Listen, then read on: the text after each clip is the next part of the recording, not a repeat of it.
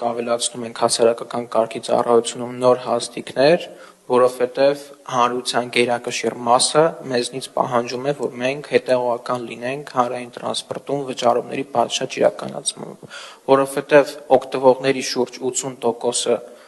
վճարում է բարեխիղճ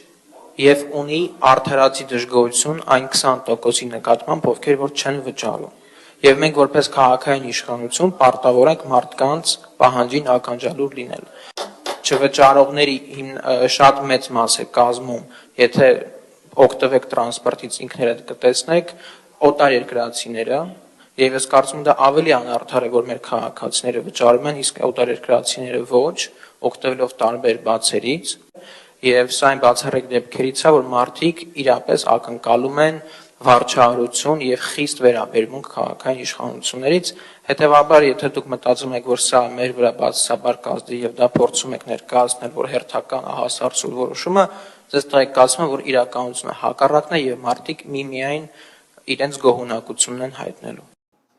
Подписывайтесь на наш новостной канал в Телеграме, чтобы не пропустить последние новости Армении.